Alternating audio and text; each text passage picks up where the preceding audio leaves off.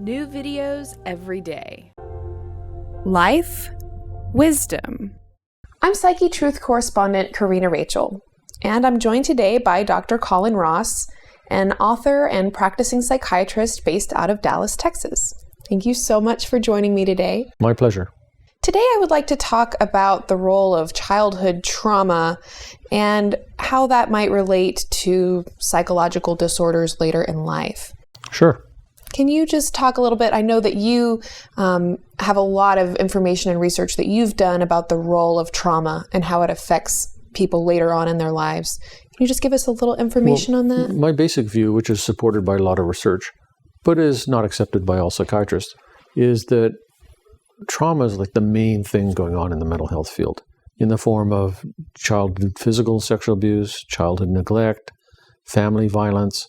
And if we walk around the globe, that would include war, huge disease rates, countries where half the adult population almost is HIV positive. So really bad, serious things that are disturbing children over a long period of time. Mm-hmm. That's the main thing behind the bulk of mental health problems. And it's not just this problem or that problem or that problem, but the mental health field in general. Very interesting. So in terms of sexual abuse and childhood trauma, one of the things that we see is that there's this recurring of the person to get themselves in abusive, situations. Can you speak to that at all? Well, that's actually pretty easy to understand.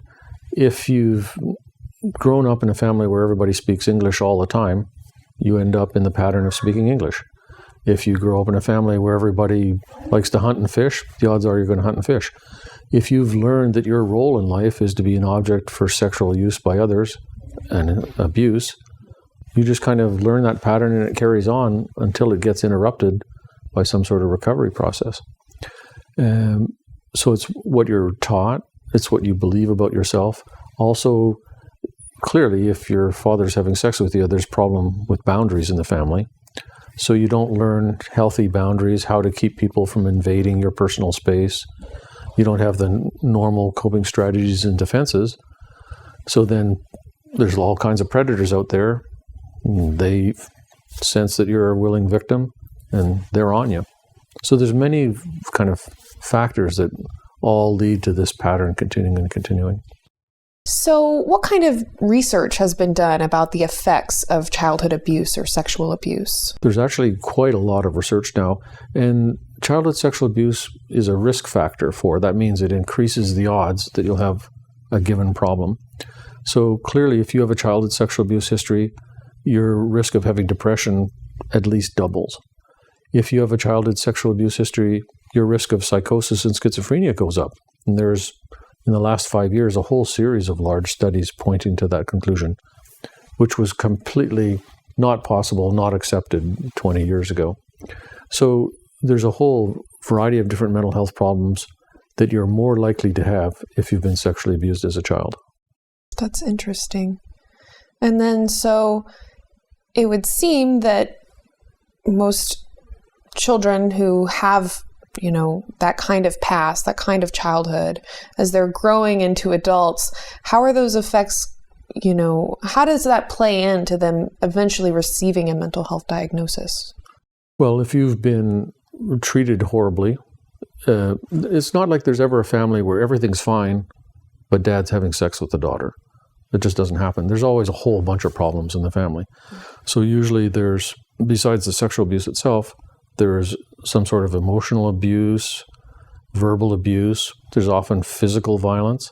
There's certainly failure to protect the individual. So the dad fails to protect the daughter from himself. The mom fails to protect the daughter from the dad. And the mom herself may be emotionally or verbally abusive. So from all these different angles, you're learning the lesson. You're not lovable. You don't have intrinsic dignity or worth. You're just an object for use and abuse, and you can be discarded if necessary. So then you end up with a whole set of ingrained beliefs. I'm nobody, I'm nothing, I'm just there for use and abuse, and I might as well let everybody go at it. And so it's not much of a jump from there to being clinically depressed and feeling lousy, feeling suicidal, the world would be better off without you. It's not much of a jump to, this is totally unbearable, so I think I'll get drunk or shoot heroin. Or maybe I'll just focus on weight, food, and I won't have to think about all that other stuff or feel it. And as you discussed in the multiple personality video that we did, kind of that inability to face your reality or to face the really difficult things that can often end up manifesting in somebody having a multiple personality. Right, and the basic idea is, why would a kid have trouble facing reality? What's wrong with that kid? Well, my view is, who wouldn't have trouble facing that reality when you hear these horrible childhoods? And you have to disconnect it from it somehow. So if you're 4 or 7 or 8, you can't disconnect by moving to the next town. You can't disconnect by telling dad to stop. So the only way you can disconnect from the reality of what's going on is to disconnect internally, which means disconnect from yourself, from the feelings. And so this disconnecting internally is a very common theme. And the biggest, most elaborate form of disconnecting is having different people inside to take care of it. Right.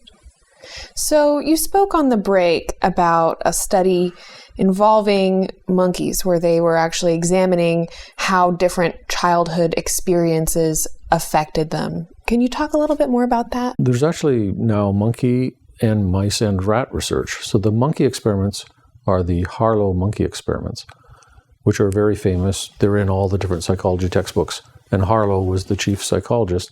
So that's where you have a bunch of monkeys, and some of them get a normal childhood.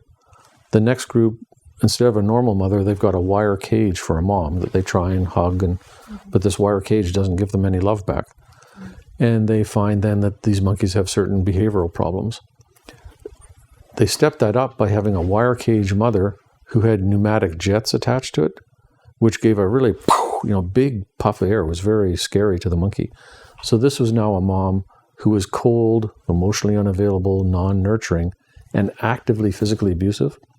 And what they saw is, compared to the monkeys with just the wire cage mom, those monkeys clung even harder for longer. Wow. So the desperation, and it's kind of a love-hate approach, avoid conflict, basically. Right. You don't want to be around mom because she's emotionally neglecting you and actively frightening you and abusing you, but that makes you even more desperate to be around mom, so you cling even harder. Right. And you get this back and forth conflicted attachment pattern. In another set of monkey experiments, they basically had the normal regular childhood monkeys and then abuse neglect monkeys, all same genetic kind of group of monkeys. And then they let these monkeys grow up to adulthood, and they didn't really look different. You couldn't really, by looking at them, tell the difference by their coats or by their grooming or their behavior. But what they did then as adults is they gave both groups amphetamines. So the monkeys who had a normal childhood, they didn't really react in any particular fashion. Exactly the same genetic group. The only difference was they had all this abuse and neglect as kids. When you gave them amphetamines, they flew into a rage and murdered their cage mates. Wow. So now let's take this observation and send it to a gang neighborhood or a crack neighborhood somewhere in the United States, where you have people taking amphetamines, flying into rages, and killing their opposing gang members. So these experiments are giving us a window into the biology and the psychology and the behavior of childhood trauma and how it rolls out decade after decade after decade. Wow. And more recently, in 1990s into the 2000s, there's experiments with mice where it's all the same breed of mouse. And you got the normal childhood mice and the mice who've been taken away from their moms and stressed. And what we're finding now is we're starting to be able to track some biological dysregulation that happens in the cortisol system, which can causally, for sure, scientifically be known to be caused by the trauma. So this is actually, to me, the first time that biological psychiatry is starting to make a bit of sense. That it's not that these monkeys are genetically abnormal compared to these monkeys, they're the same strain. What they're showing is the normal response of the body, the mind, the brain, the behavior to child abuse. So I think if we start looking into not people who are genetically defective, who are born with diseases, but people who are more or less genetically normal, and they're showing an understandable reaction to a whole lot of trauma, abuse, violence, and neglect, then we might be able to start picking up on some of how that works in your cortisol system, in your brain, how your brain processes information. So it's a different model. It's basically based on you are normal to start with, and if you fall out of an airplane without a parachute at 10,000 feet, you're not going to be looking too normal when you hit the ground. But who wouldn't look that way? Same thing with, when you're in a childhood with a lot of trauma and no parachute. So that's interesting. So in essence, what these studies are finding is that, the effects of childhood, the nature versus nurture, the environment can actually have physical effects. Right. That's pretty much a known scientific fact now. Right. It's not just a theory anymore. And so psychiatry, like everything, it's, the pendulum goes this way, pendulum goes that way. So in psychiatry, the pendulum was way over towards Freud and psychoanalysis. Now it's swung way over towards this, it's about your genes and your brain chemicals model. And it just needs to come back a lot more over this way to really what's going on in the environment's got a lot to do with it. Right. And after 50 years, we still haven't found any specific genetic problem that we can identify that consistently leads to a certain DSM diagnosis. Right.